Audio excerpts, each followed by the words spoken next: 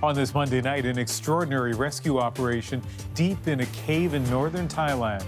How 12 boys and their soccer coach survived 9 days trapped in a cavern filling with floodwaters, and the dangerous journey to get them out. Also tonight, calls for action after a violent long weekend on Toronto's streets. And overrun by Instagram, the small community cracking down on the hunt for the perfect selfie. This is The National.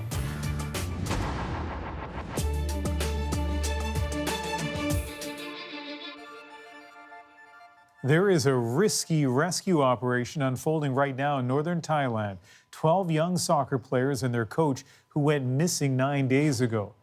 Well, today rescuers did find them deep within a complex cave system. Rescuing them is going to be delicate and challenging. But as Briar Stewart tells us, getting to the boys and their coach was extraordinary. How many of you? 13. Brilliant. After days searching through dark, flooded chambers, this was the moment rescuers found the entire soccer team alive. One of their first questions, just what day is it? Monday. You are very strong. The boys and their coach went into the cave as part of a team outing, but heavy rain flooded the way out, trapping them deep inside. Rescue crews, including those from the UK, China, and the US, had been painstakingly searching in the treacherous conditions, while above ground, residents and relatives held vigils. But today, that silence was broken by the sound of cheers. We found that our younger brothers are safe, said the governor of Thailand's Chiang Rai province. For family members, it was the kind of news they had been desperately waiting for. As further proof, they were sent pictures that the rescuers had taken of their sons in the cave. Today is the best day, she says. I've been waiting for my son for so many days. I thought he only had a 50% chance of survival. But the rescue effort is far from complete. Crews have found the boys, but the challenge now shifts to trying to get them out of the flooded, intricate cave system. So in Thailand, of course, if you've been using scuba gear to get to them, you have to use scuba gear to get them out. Doug Monroe is an experienced cave rescuer and says there are serious risks when there's still so much water in the cave. The environment that they're in will have next to no visibility, fairly strong currents, very serious navigation hazards. Certainly that's the riskiest way to extract somebody, even once you found them, is through a dive. Crews are working to drain out some of the water, and a medical team has been sent in to assess their health. Many people are coming. The boys and their coach have also been given energy gel to eat, because even though they've been trapped for days and have finally been found, I am really happy. We are happy too. It's going to take more time to try and safely get them out.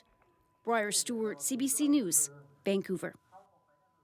The massive marathon search is the largest ever conducted in Thailand, involving more than 1,000 people from half a dozen countries. And as you've heard, there is a lot complicating the rescue efforts. The boys and their coach ventured into the cave despite the signs warning people to stay away during the rainy season. That runs from June to November. So when monsoon rains fell 2 Saturdays ago, it swamped the tunnels and trapped them inside. The sprawling cave complex made it tough for rescuers to find them. A complicated network of snaking pathways stretching 10 kilometers beneath the mountains of northern Thailand, the 4th longest in the country. Because no high-tech methods exist right now to scan for people deep underground, the massive search operation was seen as the only solution. What rescuers encountered trying to find the group, well, those obstacles will be the same as they try and get the boys out. Deep inside the cave is so dark, rescuers describe it like swimming in coffee. The water's so muddy that divers can only see a few centimeters in front of them. The corridor is so tiny and narrow, rescuers can't go too far or they risk running out of air themselves. And those water levels in some places were rising more than 15 centimeters every hour, rain simply flooding in as they now try to pump it out. As you would expect, the search has been riveting for people in Thailand, and to get a sense of how those people have been reacting, I spoke to Panu Wongchaum, a Reuters correspondent who is just outside the caves. Panu, remind us here in Canada about the sort of ups and downs of the last 9 days. What's it been like in Thailand and especially at the search site over the last few days? Well, it's been a huge story for Thais across the nation, and it is really the time when the entire nation came together really to give their support, to voice their concern. And at the same time, there were moments of anxiety and even despair over the past few days when different efforts of the search was not yielding any result. All that changed overnight when the discovery was made that the 12 boys and their coach is alive and relatively well. And you had the privilege of seeing firsthand the family members getting the news. I want to play that video that you put on Twitter. Let's take a look. What an extraordinary moment. And as we look at your pictures, describe for us what it was like to be right there as this was happening.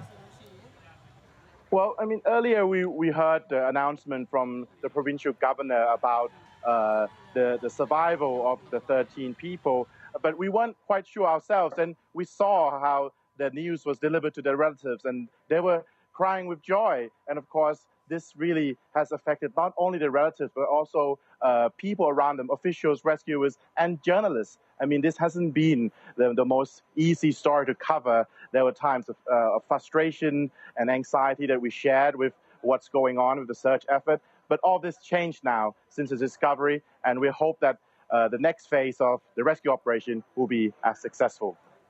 Okay, Panu, thank you very much for speaking with us. Thank you. Here's a look at what else we're working on tonight. Former Prime Minister Stephen Harper spotted leaving the White House a day after Canada hit back at the U.S. with its own tariffs. We'll look at the escalating trade war. And when NAFTA negotiations resume, there'll be a new player at the table, the newly elected Mexican president, who's railed against Donald Trump in the past.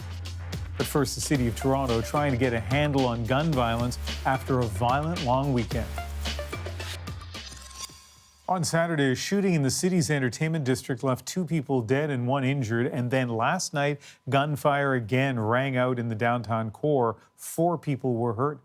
The police chief insists the city is safe, but at a vigil for 1 victim, not everyone is reassured. A 21-year-old rapper known as Smoke Dogg was one of the people killed on Saturday. Jacqueline Hansen is at a gathering to remember him. Jacqueline. Ian, the people here want the violence to stop. This is a display of what Javonte Smart meant to his family, his friends, and the community. But it is also a reflection of an unsettling reality of how violence in this city is taking the lives of young people.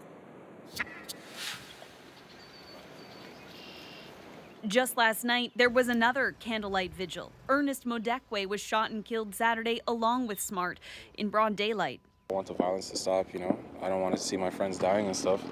I lost 2 of my friends in one day, Smokey too.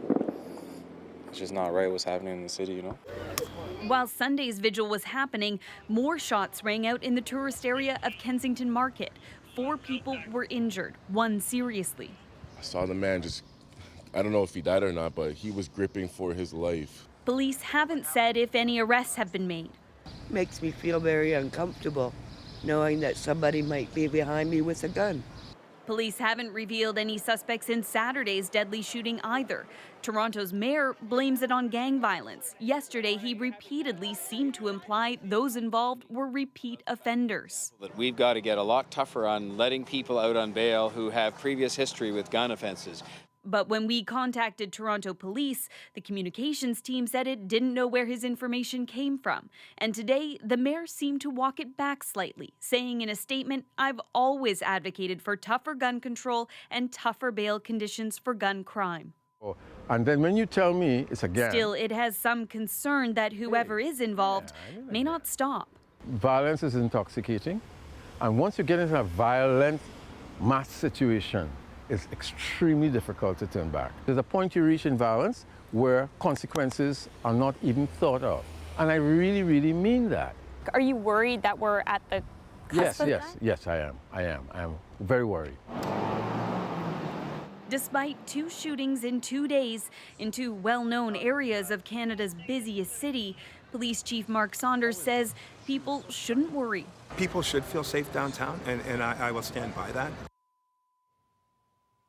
But Ian, some people here tonight say that they don't feel safe, that they're afraid for themselves and for other young men in the community. And one young girl here said that she's afraid for her brother. And the lack of information may be difficult for some to find all of this reassuring when they're told the city is basically safe. What do we know about last night's shooting? Well, yeah, it's been almost 24 hours and we still don't know much. We don't know who the injured people are, why they were targeted, if they were targeted, and who was doing the shooting. And, Ian, we still don't know if there's a connection between Sunday's shooting and what happened on Saturday. So, as you said, when the police chief mentioned that the city is safe and not to worry, it's difficult for some people here to do that when there are still so many questions. Ian? Thanks, Jacqueline.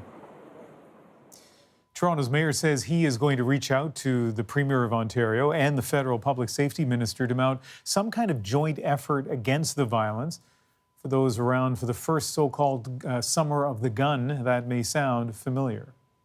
In regards to the gunplay, it's gotten out of hand. I think it has to stop. This is too much. If you're going to be that brazen, we're also going to be that brazen in what we need to do to solve this problem. Toronto's Summer of the Gun actually extended throughout 2005. In nightclubs, on streets, even in a church, Toronto saw gun violence on a level it hadn't experienced in decades. The victims as young as 4. They parked the car right there where that gray car is. Then they started to shoot me. Then came the Boxing Day gun battle in the city's busiest shopping area that left a 15-year-old dead. Politicians responded to the pressure to act. Should they choose to become a criminal with a gun, then we will work as hard as we can.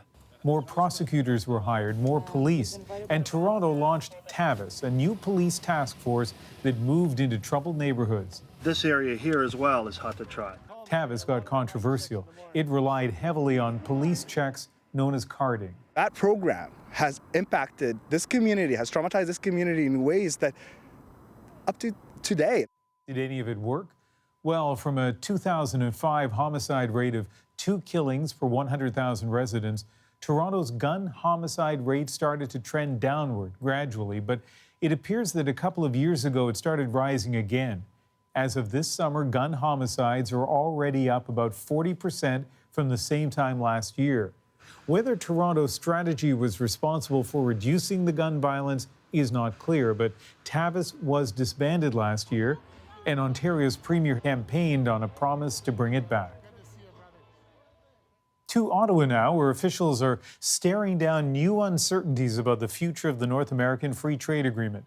And it's not just because of Donald Trump, but a new president-elect in Mexico. This comes as Canada and the United States have become increasingly embroiled in a messy trade dispute. As Catherine Cullen tells us, negotiations are getting even more complicated by the day. Even the humble hot dog isn't immune. Think ketchup and mustard belong together? A trade fight has them on unequal footing. U.S.-made ketchup, like Heinz, is now subject to a 10% tariff from Canada. Mustard remains tariff-free, creating a condiment conundrum. That might make me have to think twice. I might have to ditch Heinz sometime along the way. Canada not playing nice. Put aside the major economic consequences for a second. I got questions about this. Felt pens and body wash. Why are you putting that on your list? Today, a few Americans seem more focused on the fact that Canada's response just isn't very nice. We've been very nice to Canada for many years, and they've taken advantage of that. Canadian officials say they had no choice but to push back, pointing out Canada's retaliation is intended to be exactly equal to what the U.S. did first. Trump's administration doesn't see it that way. Escalating tariffs against the United States does nothing to help Canada, and it only hurts American workers. The president is working to fix the broken system, and he's going to continue pushing for that. Also at the White House today, former Prime Minister Stephen Harper spotted leaving the West Wing after his private meeting with senior Trump officials. No word on what was discussed. Canadians and Americans are both welcoming a new player to the trade table. Viva Mexico! Mexico just elected left-leaning populist Andrés Manuel López Obrador. The one-time NAFTA skeptic now says he does want to sign a new deal, but just what does he have in mind? He's a self-described nationalist, so I think he will also not hesitate to push back on the United States when U.S. demands do not align with his interests. For all the talk about the future of trade, right now there are no active NAFTA negotiations, meaning this tariff tension could last a while. Catherine Cullen, CBC News, Ottawa. Let's take a closer look at the new president of Mexico that Catherine just mentioned and the kind of relationship he might have with his American counterpart. As Paul Hunter reports, he's had some choice words for Donald Trump in the past. When Andrés Manuel López Obrador set his sights on the Mexican presidency, he knew full well the value in Mexico of taking on Donald Trump. After all, as Trump still regularly reminds Mexico, They're going to pay for the wall, and they're going to enjoy it, okay? So, though he won last night's election with a campaign focused on corruption and violence in Mexico, it's the views of the president-elect on Trump that tonight have the U.S. buzzing. In his book, Oye Trump, or Listen Up Trump, published last year, López Obrador lists off how he's described Trump in the past, once likening him to Hitler in the days before the Holocaust, another time labeling Trump erratic and arrogant. And about that border wall, says López Obrador, it goes against humanity, intelligence, and history. And I will say that I just spoke with the president-elect of Mexico. We had a great conversation about After a half-hour phone call between the two this morning, described as respectful, Trump said he thinks the relationship will be a very good one, adding, without explanation, I think he's going to try and do very hard. I think he's going to try and help us with border. Some have likened the two because, like Trump, López Obrador is a populist, an outsider who ran against politics as usual, in effect, pledging to put Mexico first.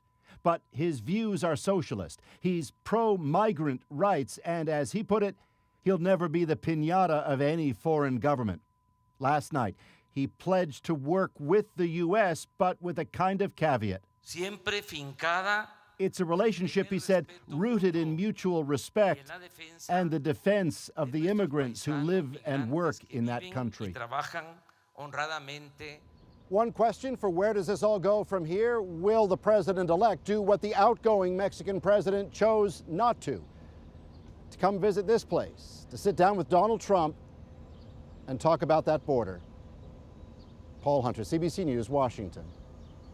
We're watching some other developing stories out of Washington tonight. The White House says Secretary of State Mike Pompeo will leave Thursday for his third visit to North Korea. The announcement follows a report in the Wall Street Journal that North Korea has been expanding a facility that builds ballistic missiles. We aren't going to confirm or deny any intelligence reports. What I can tell you is that we're continuing to make progress. Sanders said U.S. and North Korean officials met this weekend in the demilitarized zone. Details of Pompeo's trip are still to come. Michael Cohen, the president's longtime lawyer and fixer, is now the subject of intense speculation. Today, ABC's George Stephanopoulos began dropping details of an off-camera interview this weekend in which Cohen reportedly said he puts family and country ahead of his loyalty to the president. Some call it a signal that Cohen is ready to make a deal with the Mueller investigation. We're here today to announce the arrest of Demetrius Nathaniel Pitts, also known as Abdur Rahim Rafiq. That FBI arrest was in connection to what's being described as a terror attack planned for Cleveland's 4th of July parade. The suspect, an American citizen, allegedly thought he was plotting with al-Qaeda. He didn't know that the operative he was dealing with was actually an undercover agent. Pitts first came under surveillance in 2017 after expressing hatred for the United States and a desire to join al-Qaeda on social media. Ahead tonight on The National, it's one of the first of its kind in this country, a hospice for the homeless. You'll meet the doctor fighting to bring comfort to people living on the street in their dying days. And why testing your food for dangerous bacteria could soon be as easy as pulling out your smartphone. And a little later, he says it's a dream come true. You'll hear from the first Jamaican-born player drafted to the NHL and the Canadian family who adopted him. When you realize where he came from, the loss he experienced in his life, early childhood, to go from that to this moment, it's kind of like, wow.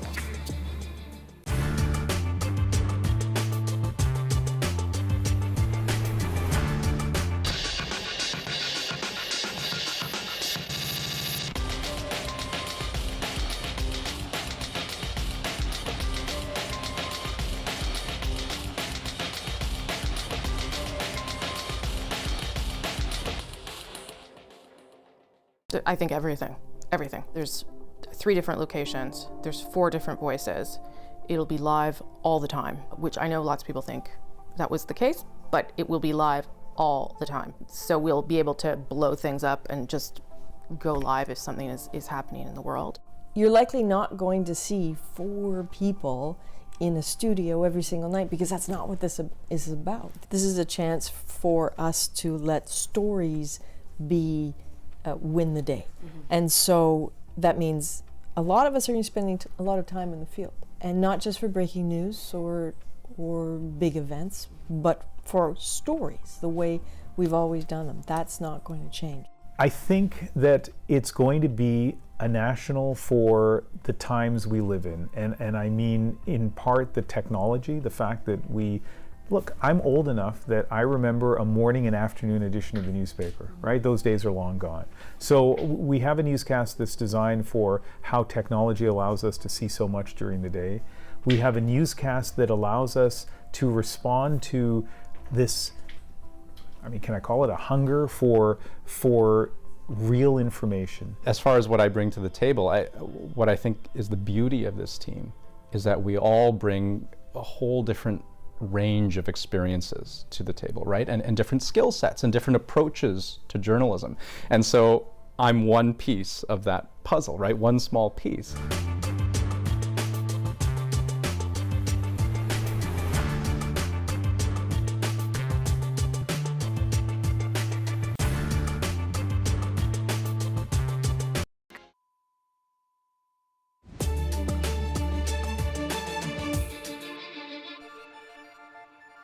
Each summer, as many of us fire up the barbecue, we're reminded to cook meat thoroughly or risk getting seriously sick from toxic bacteria. Now, a group of scientists at McMaster University is developing an easy way to know if meat is contaminated before you throw it on the grill. Ron Charles went to their lab in Hamilton to check it out. Hania Yousefi is a graduate student in engineering, but lately she's been handling a lot of ground beef at this lab at McMaster University. Not to make burgers, but to test a new quick method for determining if the meat is contaminated with a potentially deadly E. coli bacteria. I wanted to perform an impactful research, something that can help people's lives, something that can prevent someone from getting sick or losing a family member. So you put it inside. To do that, the research team she's on has developed a detector patch that changes color under ultraviolet light when it comes into contact with contaminated meat. They're attached there and they stay there. Yousefi's professor, Tohid Didar, says the simple-looking patch, which he calls Sentinel Wrap, has a lot of potential. This is a tiny, thin, flexible plastic patch. This could be the wrap that you wrap around your meat sample, for example. The tiny, thin patch is made by this sophisticated jet printer that lays on a few molecules of DNA that react specifically to E. coli by luminescing in ultraviolet light. The DNA itself does not contaminate the food. Other DNA molecules could react to other pathogens. We are working hard to expand the repertoire of the detections that we can make to include other bacteria like Salmonella, Listeria. Right now, determining if food is contaminated with E. coli involves sending samples to a lab that can analyze them. You need to take the package, open it, and process it. Take it to a lab, either culture that sample or try to do different laboratory-based experiments to find out what's going on. Our goal was to avoid that so that you can get real-time information. Their hope is that eventually one day food distributors, grocers, even shoppers could use a smartphone camera and an app to see if a patch has changed color and determine if the food is safe to eat. Ron Charles, CBC News, Hamilton. Next on The National, giving homeless people a home in their dying days. The National documentary takes you inside a groundbreaking hospice. It's clear that we live differently during our life, but should we really die differently? If we really can't get what a human life is worth at the end of life for people who are the most vulnerable and most marginalized, I don't know what we're doing.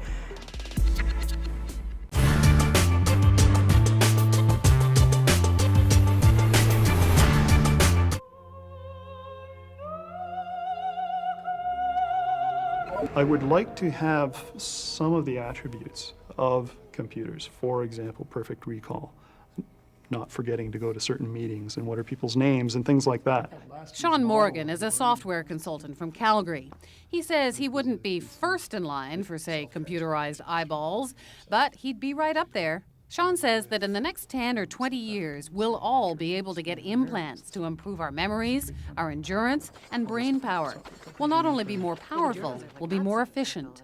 I see a gradual evolution as our electronic appliances, our personal computers, digital organizers, cellular telephones, wristwatches, as they become smaller, that we'll end up being wearing more and more electronics. At some point, as they become smaller, it'll be just more convenient to have them implanted, like the chips that are available now for dogs, where you can implant an identifier for the dog. If that was the identifier for an individual, you could go up to the bank and wave your hand over the sensor for this chip and not have to type in your PIN number. It would also mean that anybody could find me. They could track me like a dog. Exactly. So that's why these are important issues to discuss. And what do we do about protecting this information? What information are we actually giving out to people? Are we getting there? Our machines are beginning to look more like organisms. And our organisms, as our understanding of them improves, are beginning to look more like machines. So regardless of research directly into things like plugging computers into your brain, the trends are in that direction. But why open Pandora's box? It's already open. It's too late to put all the demons back in. But Arthur Croker thinks it's the demons we already have that are driving this desire for wired flesh. We're really speaking about the consequences, the ethical consequences and moral consequences of a split culture and split bodies. We're talking of a culture of profound cynicism. But just to play devil's advocate here, the phone was a wonderful invention. The next step now, it seems, in the phone is to have one implanted in your head. Why not? Why not have a cell phone in your head? It could be an improvement. Yeah, why not? Who needs a head after all? Why not have 4 heads and 4 telephones? These are completely bubble-headed fantasies that can only come out of a culture that prides itself on reinventing the self continuously. You know, really a culture from beginning to end is deeply nihilistic in character and has all the enthusiasm and madcap kind of happiness about that, but also deep loneliness and deep sadness. I enjoy being a human very much, and I enjoy being alive. I would like to live so long because I cherish the experience of being here. Randall Kuhn loves life so much he wants to live forever. He's a doctoral student in psychology at Montreal's McGill University. When his body gets old, he wants to move his mind into a computer. The only downside is that right now, to scan his brain, he'd have to carve it up. But someday, he thinks scientists just might figure out a way to make it happen. It's called mind uploading. Uploading is not sucking the essence out of my brain, it's replicating my brain. It's a replication of the brain and all that essence. So why do it if you're gonna die? Well, in that case, you wouldn't die because your copy would be in the computer and it would be alive. But then I have no more flesh, I have no body. Exactly, so then you would have to need a replacement body, and that body could be a robot, or it could be some kind of biological body that was generated in some way that we don't know yet. Or it could just be that you live in a virtual world that was basically programmed around you inside the computer. But is that me? Is that entirely me and my brain? Can you remake me just with my brain? Is that my feelings, my soul, everything?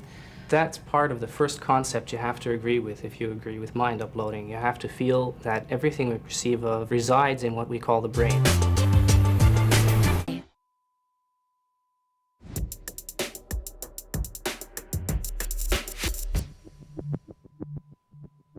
Every night in the country's biggest city, more than 5,000 people sleep on the street. They face hardship that wears down their health and cuts their lives short. When death comes for the homeless, the comforts of home are more distant than ever. Tonight, our national documentary takes a raw look at their plight, as well as the groundbreaking efforts to give them a place to die in peace, so their final journey can be a journey home.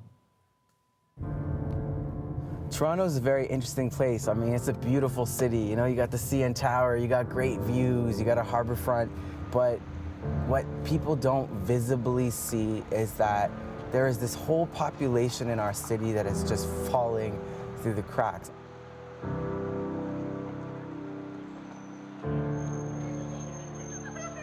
Do you wanna sit here?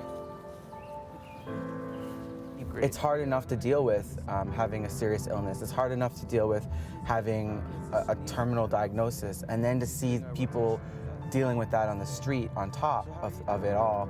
I can't imagine what that life is like.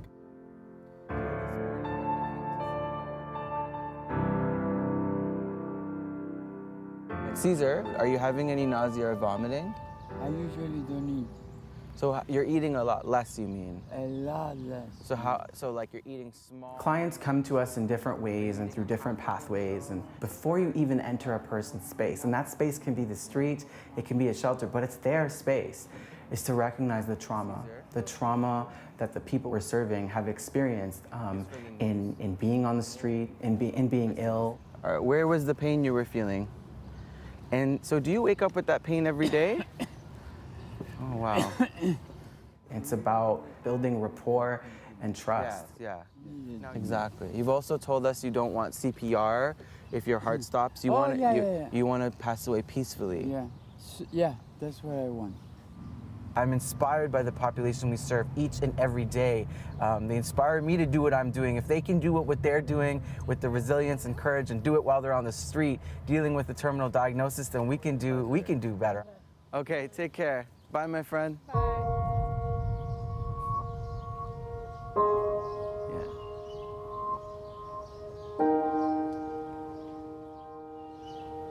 If you had the choice, where would you want to die? 90% of Canadians say they want to die at home. Our experience is that the homeless say the same thing. I want to die at home. But over 70% of homeless people in a country like Canada end up dying in emergency departments, acute medical wards, or transitional spaces like the park bench, for example. Wow. I went to a conference and I heard Naheed speaking about this issue of homelessness and the issue of palliative care and the shortened lifespan and the care that they needed and were getting or not getting on the street and what was happening. And so after he came down off the stage, I just went over and introduced myself and I said, you know, Naheed, you and I, we need to work together on this. We need to make this happen. Okay, so this is going to be the kitchen area. It's a bit small, so we're just going to have the countertops running along the back side with a And here we are, not even a year and a half later, and this is the very beginning of our first 4-bed residential hospice for the homeless population. And then this is our wheelchair accessible washroom. It's going to be. The question is, where do people who don't have a home go to die? They're dying in alleys and streets and under bridges, and it's a very sad thing. Yeah. Well, this will be their home. Good. And then the same thing here then in terms of the hospital bed and then a nice lounge chair so that guests can stay overnight or friends or whatever Absolutely. they like to have here too. Nice. Yeah, and then everyone will have When this place opens, I hope that it will be a warm, supportive, safe environment. Their families will be welcome. Their street families are welcome here. And it will be a really unique environment that will be a great space for them. And one I hope that they can call their own. It's a perfect location. Great location. Yeah. This is a place where people will be coming to die with dignity. clientele, and there's a couple other Salvation Army across the street, and there's Haven just beside us.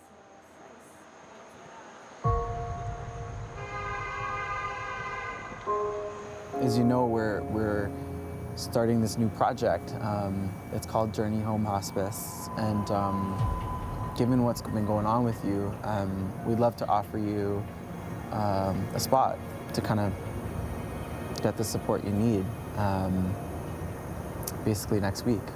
That's beautiful. Yeah. Thank you. It's been really difficult to have people like listen when I say what's the quality of life and stuff like that. Yeah. Pandora is in a very difficult scenario because she's dealing with a significant heart disease issue, a vegetation called infectious endocarditis, and unfortunately the treatment that she would need, she's not been deemed a candidate for. You had a question of whether we can have oxygen there, and yeah, we can absolutely support having oxygen for you so you can breathe better, right? She's at the shelter where she can't have oxygen due to various rules. She's breathless. Her oxygen saturation drops when she walks just a few steps. She has pain, and yet time keeps ticking and her quality of life suffers. I feel like I'm dying.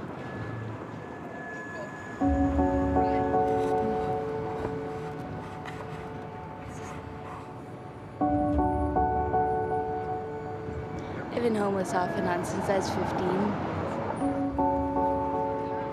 I found that the way to avoid confrontation with my father would be to come home at 3 a.m. when he'd be too tired to fight with me. And he'd just have to go to work, and I'd then sleep until, noon and continue off my way of being a delinquent, right? And doing as I saw fit. One night, my boyfriend really had urged me to go home, and I didn't listen to him. I found some guys that were drinking in the park, and I got too drunk, and I ended up being date raped. And after it was all said and done, I realized that I didn't have my keys anymore, and that in order to gain access to my home, I'd have to face my dad, and that would be really, really heartbreaking for my father. And so I knew that there was no way I could stand there and look him in the eye and get yelled at for being a screw-up and a stupid kid. And in that moment, I considered myself homeless.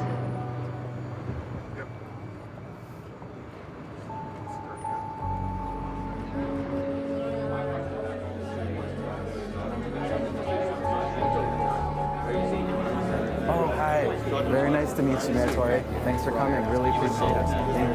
Thank you. Good morning, everyone.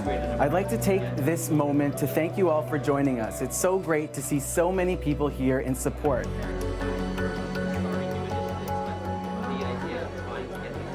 No, I couldn't be happier. I mean, compared to what it looked like 2 months ago, I think it's phenomenal, the amount of work that's been done.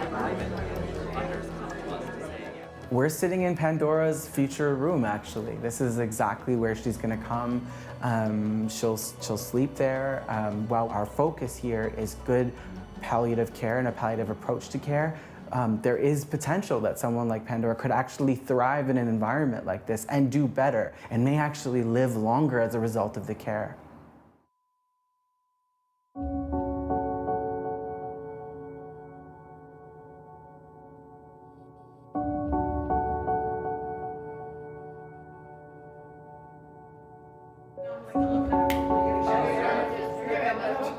We're gathered today as those who shared the journey with Pandora as a care team.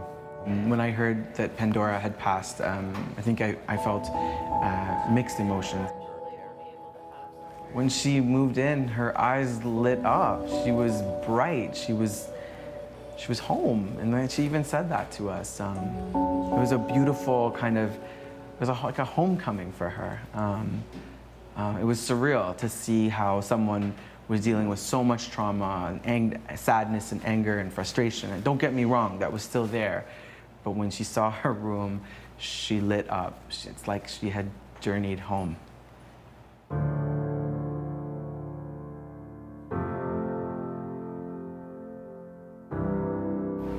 How are you doing? Hard to breathe. I'm so sorry. I think about the world that we live in, and I think about the world that I dream of for my future kids, our future generation, And I think it should be a world where we care about each other. You've done so amazing. You know that, right? So resilient. It's clear that we live differently during our life, but should we really die differently? If we really can't get what a human life is worth at the end of life for people who are the most vulnerable and most marginalized, I don't know what we're doing. But it's possible. There is a community, there's compassion. People do care, and the opening of Journey Home Hospice is a testament to that. And the statistics do paint a grim picture of health outcomes for people who live on the street. They're 4 times more likely to have cancer than the general population. Their chance of having heart disease is 5 times greater. The risk of hepatitis C 28 times higher, and perhaps the next number drives it all home. The average life expectancy of a person living on the street in Canada is 47. Up next on The National, a Canadian's journey from a Jamaican orphanage to making history in the NHL. That was hard. Like every day at the children's home was like a fight to survive. But one thing I chose was to love in spite of all the things that people did to me. And don't forget to subscribe to our newsletter. The National Today takes you inside our journalism each weekday afternoon. You can sign up at cbcnews.ca/thenational.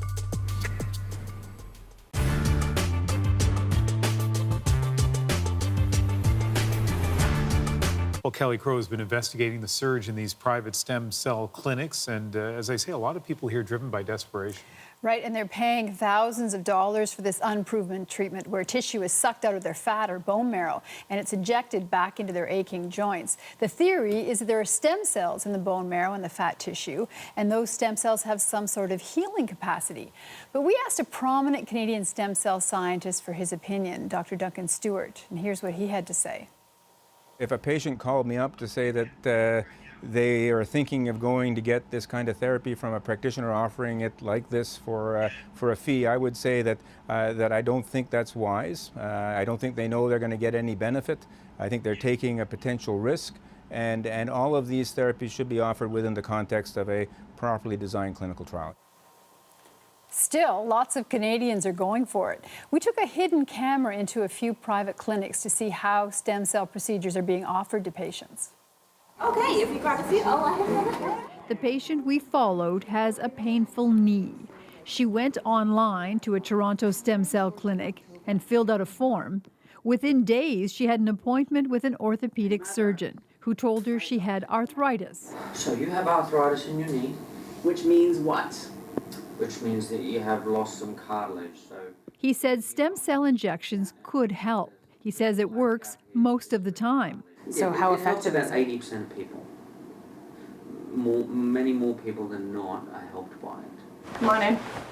At a different clinic, this family doctor also does stem cell injections, and she tells our patient that the injections are 100% effective. So I haven't had anybody not get significantly better. But stem cell experts say those reports of benefit are not supported by good scientific evidence.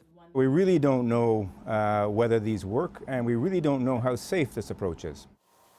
There's so much to talk about here, but let's focus for a moment on stem cells. We hear about them. They seem so magical. What are they? Well, stem cells are special cells that can develop into different types of cells. No other cell can do that.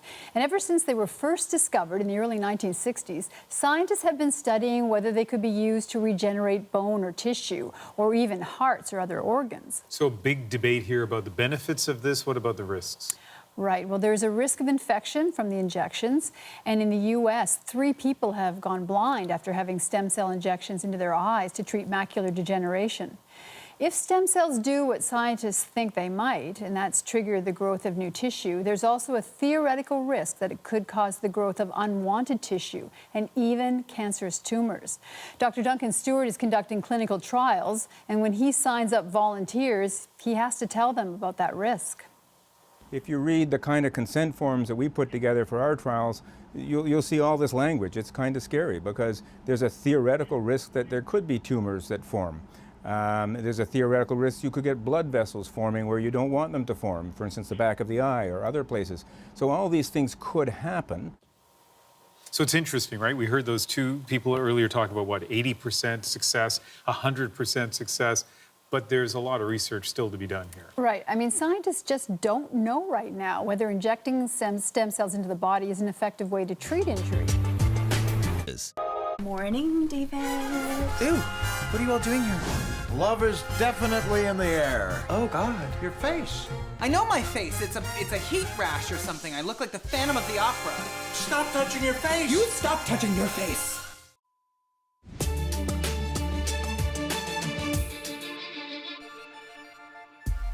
On the National tonight, disgraced film mogul Harvey Weinstein is now facing a potential life sentence. Today, Manhattan's district attorney announced new criminal charges, two of which relate to a new allegation that Weinstein forced sex on a woman in 2006. But what's noteworthy are the two charges of predatory sexual assault, each of which carries a maximum life sentence. One of them relates to an alleged assault for which he's already facing other charges. Wildfires continue to spread in California. One of the fastest moving is in western Yolo County near the city of Sacramento. It's triggered several evacuations. The fire escalated over the weekend, charring at least 130 square kilometers. The flames are currently only 2% contained. German Chancellor Angela Merkel agreed today to build camps for asylum seekers and tighten the border with Austria, all in a deal to save her government.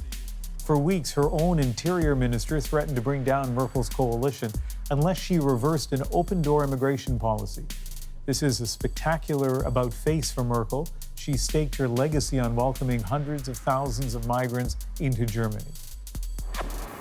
The World Cup clash today between Brazil and Mexico was dramatic. For Mexico, a chance to break a streak of 6 consecutive failures to get to the quarterfinals.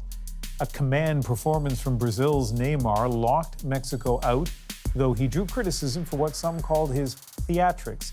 After the 2-0 win, Brazil advances. Every top-level athlete has a story about where they came from and what it took to reach their dream, but few have a tale like 20-year-old Jermaine Loewen. The Manitoban was selected by the Dallas Stars at last month's entry draft, but as Karen Pauls tells us, Loewen's story was inspiring long before the NHL came calling. Blazers here trying to get on the board. Here's Pilon. Meet Jermaine Loewen. Deflection, score! For the last 4 years, a winger with the Western Hockey League's Kamloops Blazers. It was a dream come true. You know, when I got the call, it was really emotional for me. And now, a Dallas Stars prospect. When you realize where he came from, the loss he experienced in his life, early childhood, to go from that to this moment, it's kind of like, wow. Jermaine's birth parents abandoned him when he was 1 year old. He was sent to live in a Jamaican orphanage. That was hard. Like every day at the children's home was like a fight to survive. But one thing I chose was to love, in spite of all the things that people did to me. And even to this day, like all the memories that come back, I just really try to just forgive every day. Stan and his wife Tara were volunteering with a Christian organization in Jamaica when they met Jermaine in the orphanage. They fell in love with him. Say hi, Daddy. Hi, Daddy. And decided to adopt him. There was something really special about Jermaine from the beginning. He just looked like he needed a family. My heart melted because it was the first time I felt like I didn't know what parents was really till up to that point. Jermaine's mommy and daddy will be taking him to Canada to live with them. After 21 months of paperwork, they finally brought their son home to rural Manitoba. He was so brave. His resiliency and courage was obvious even back then, and his I'm not giving up. And I think lots of that perseverance and resiliency has really helped him in hockey as well. Jermaine got his first pair of hockey skates as a Christmas gift when he was 6. He played his first indoor hockey game here at the Arburg Arena just before his 11th birthday. 6 years later, he was picked up by the Kamloops Blazers of the Western Hockey League, and now he's been drafted by the Dallas Stars. It's a great story, and it's an unheard of age to start hockey at.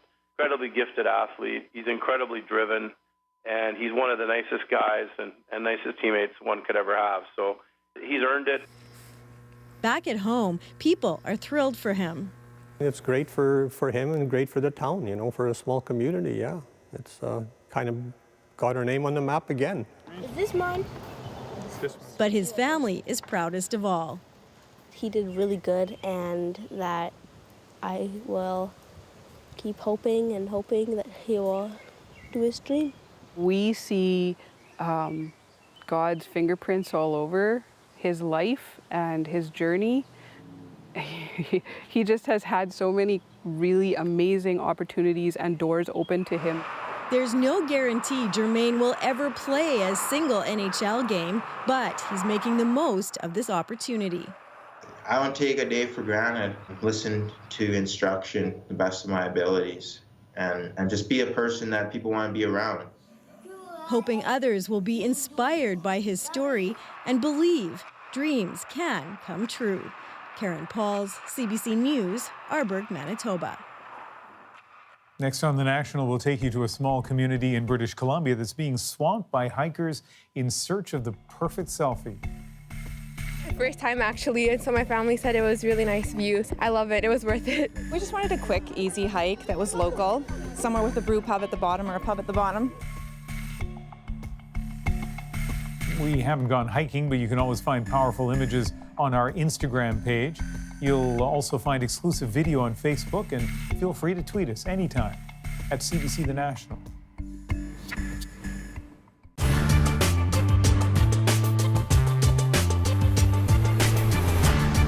So help you God. So help me God. Congratulations, Mr. Prentice. For hundreds of kids in the heart of the troubled Jane and Finch neighborhood, this was a day they'll never forget. Obama, as an African American, makes you run towards your dreams and accomplishments, and it just gives you the speed of light. He is a very inspiring person. He changed a lot of things, and many other things will change in the future too because of him. It just goes to show that Black people can do anything anyone else can do. Speaking out in poems and songs. The dream we all see is not just a dream. From yes we can to this dawn, the message of love will go on. Students at Brookview Middle School came together to watch and listen as U.S. President Barack Obama made his inaugural speech to the world. But because it is the surest route to our common good. Seeing him actually make the speech for his first day of work was actually amazing. Martin Luther King's speech, I had a dream, didn't go to waste. Like his dream was about to come true. There's segregation and still in the United States, but he can move past that and become president and really change the world. For the school's principal, this was truly a day of hope. The dream that we all share is that one day our school will not be characterized by its toughness or, the gang-related activities in the area. We'll be characterized by the outstanding citizens we're sending out into the community. And that day is not very far away. I'm just glad I'm alive so that I could be a part of this wonderful expression of love for one individual and his wife and beautiful children. I heard the voice of the Reverend Martin Luther King, who in 1963 urged us all, brothers and sisters of this continent, sisters and brothers of this world, to dare to dream big, who urged us all to dare to sit down together at the table of brotherhood. That dream, proclaimed by the Reverend Martin Luther King, helped to pave the way for an African American to take office in the White House today.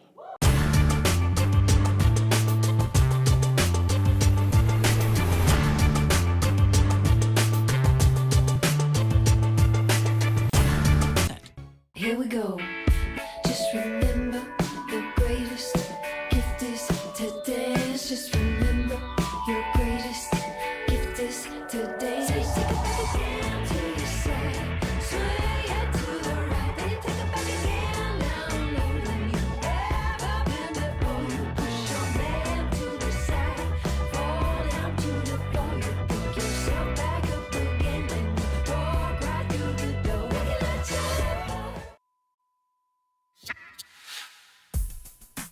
Canada's natural beauty has always been a big draw, but in this age of social media, the lure may be stronger than ever, especially when that gorgeous backdrop is just a day trip away. And when amateur hikers arrive, there can be problems. Tonight we focus on Deep Cove, a tiny bit of heaven at the edge of North Vancouver. The promise of a great shot for Instagram seems to be making it too popular. The CBC's Laura Lynch shows us the downside. The serenity, the solitude of a peaceful walk in the woods until hikers arrive to this. Thank you. This is my first time actually, and so my family said it was really nice views. I love it. It was worth it. We just wanted a quick, easy hike that was local, somewhere with a brew pub at the bottom or a pub at the bottom. 3, 2, 1. This is what's causing the swarming of the mountains. Selfies and social media entice ever more people onto the trails. Despite the natural splendor, it's not entirely a pretty picture. The view is a lot different from down here. I mean, we all have a little guilty pleasure with our social media, right? Megan Curran has lived and run a business in Deep Cove for almost 15 years. The biggest challenge, I guess, is traffic, because we have really limited infrastructure. We were built as a small community of vacation cottages. The infrastructure just doesn't support a lot of cars. I'm assuming you're looking for parking. Curran persuaded the local government to restrict parking and the number of people on the trails. And the problem is more widespread. This pretty lake north of Whistler was so jammed with cars and people posting on social media that BC banned dogs, claiming too many of them hurt the environment. The social media spotlight has also potentially deadly consequences. It presents some challenges, that's for sure. North Shore Search and Rescue volunteers have seen a 30% increase in rescue calls since 2014. They can be in the city, they can be in their shorts and their flip-flops. You know, they don't recognize that the conditions can change very rapidly when you're in mountainous terrain. One recent example, a first-time hiker separated from her friends on a still snowy trail. By the time we got to her, she was hypothermic. She was absolutely dehydrated. But still, they keep coming and coming. You look like you're exhausted. Okay. And as long as they keep clicking and posting, the crowds and the problems that come with them are unlikely to go away. Laura Lynch, CBC News, North Vancouver. Not so hot here this weekend in British Columbia, but a sweltering long weekend in much of Ontario and Quebec. And that heat wave is not letting up. It felt like over 40 degrees today, sending people running to beaches and pools. It's really hot, so it's nice to be able to cool down at the beach. Crank the AC way up high and just come get soaking wet in the water. In Toronto, despite the sunny and clear skies, Jays fans sat under a closed roof at Rogers Centre, shielded from the heat. I actually wish it was open because it's a beautiful day. We're all sunscreened up, but we're hoping that the dome will be closed so I don't bring my kids back home to my wife sunburned. So those of you in Ontario and Quebec dreaming of cold weather, well, guess what happened in BC this morning? Some people woke up to snow in July. Chris Howrlock was one of them. He manages the bike park at the Big White Ski Resort in the Okanagan Valley. That taste of winter in the summer is our moment of the day. Well, I start my morning out by looking at the webcams on the upper mountain. So this morning I seen a large accumulation of snow in the upper bike park. So immediately we knew we were in for a challenging morning trying to open the park. Well, it's improved here in the village, still rather windy up top. There's still snow on the trails, still snow falling from the sky. So it's making for some very challenging, slippery and muddy conditions in the upper park. Very unusual. This time last year we had beautiful sunny weather in the high 20s to low 30s, great summer conditions, great dirt out in the bike park. So it makes for a really unusual July. So it is a ski resort, so there is elevation. It's about 5,000 feet at the base of Big White. It goes up to about 7,500 feet at the top. That's why it's a bit colder, but snow, July 2nd, shouldn't be that way. That is The National. Thanks for watching.